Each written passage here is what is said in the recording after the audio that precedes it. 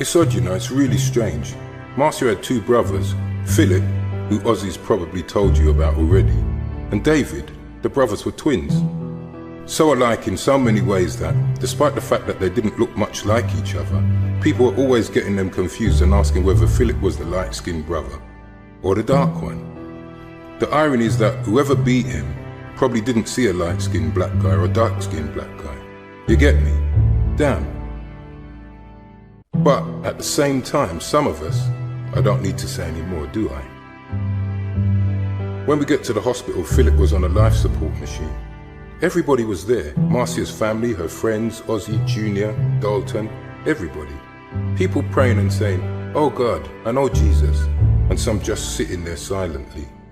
That's the strange thing about hospitals, you know. They're so bright with their white walls and powerful fluorescent lighting. So bright. I always find the contrast between that brightness and the mood of the people who are there is one of the strangest things that makes me hate those places. That and the smells and the noise. That night, Phillip died. Even the nurses cried.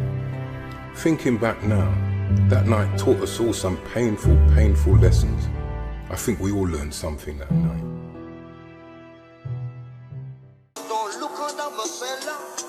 Yes, Dennis out as we're feeding back live and direct here. Part 2 on the barbecue, straight out of London City, different style from London. London reggae scene answers Jamaica. Maybe that's how it was for Mackie around that time. But it's not how things were.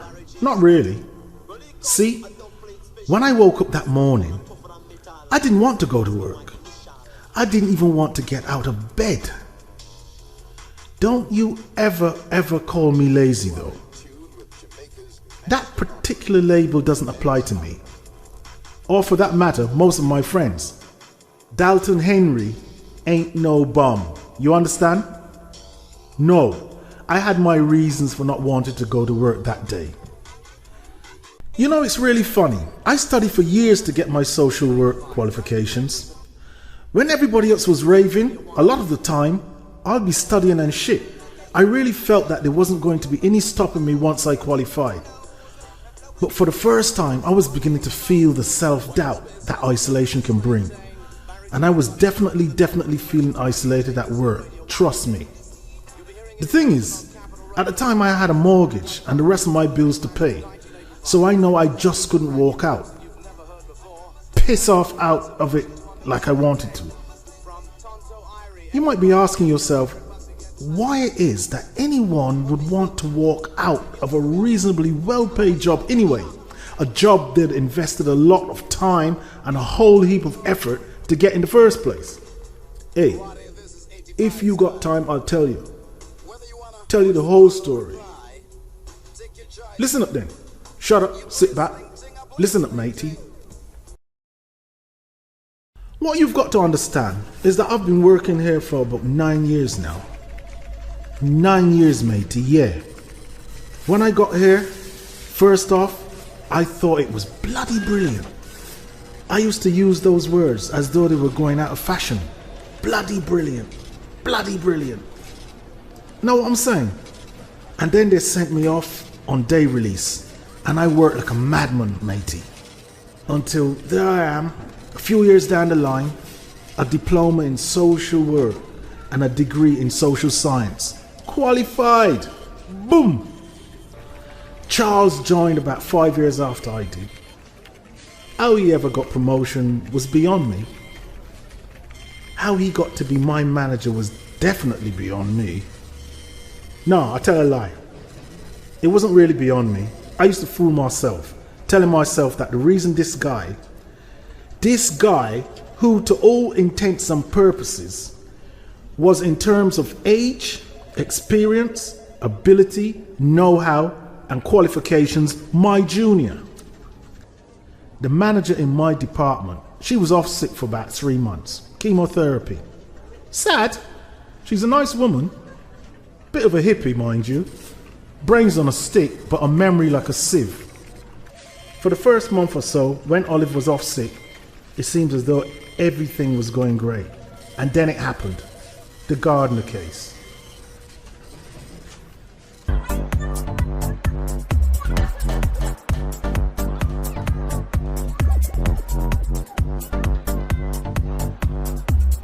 The Gardners were one of the borough's problem families.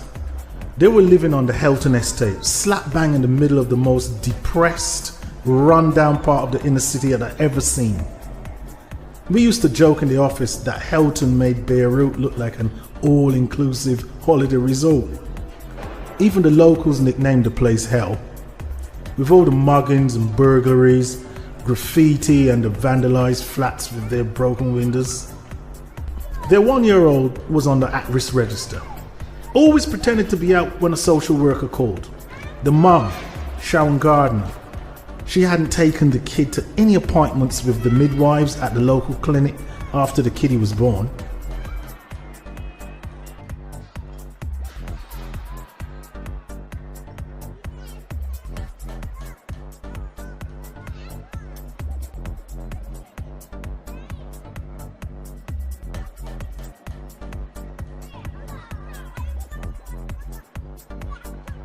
Sharon Gardner?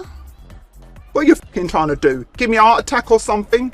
Bleeding social workers, fucking council can't put us somewhere decent to live, but they can afford to send the likes of you round every 2 minutes to try and fuck up our lives.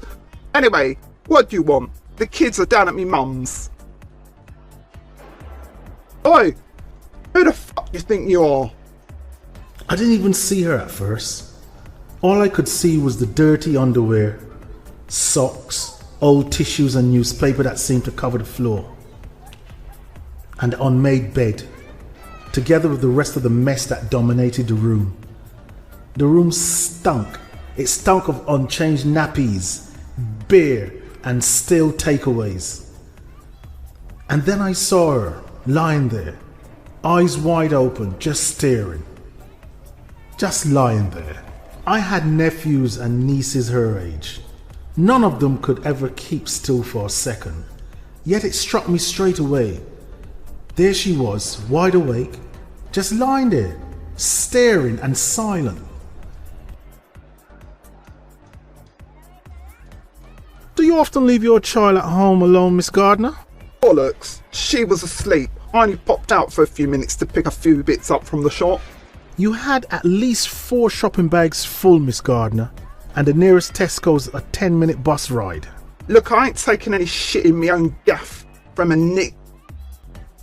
I remember the professional in me taking over, and after asking a few questions, I left the flat.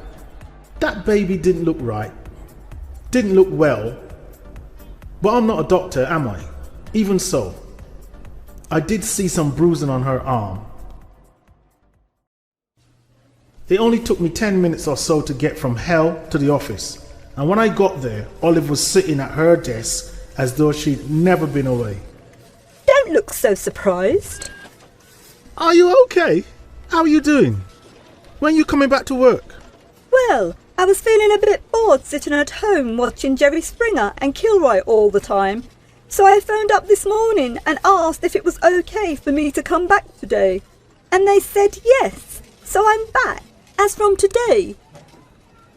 After all the hellos and the how are yous were done and finished with, I told her about what happened with the Gardner baby and suggested that perhaps it was about time we considered going for an emergency protection order to see if we could ever get the child put in care. Olive took the file from me and said that she'd deal with it. It was her case after all, and it seemed as though my stint as deputy manager was over, seeing as Olive had come back, so I thought it was fair enough. So I did my report, recommending that the babe was taken into care, and then sent the file back to her. That was the last I saw of the Gardner file, I swear. So how the hell was I to know that the kiddie hadn't been taken into care? Like I said, Olive left for good a month later, and I was given her a job for what they'd call a probationary period. Anyway, just a few months into my probationary period, the shit hit the fan, man. That poor baby. She hadn't been taken into care. She was dead. One or both of her parents had probably caused her death. And we'd known months before she died that she was at risk.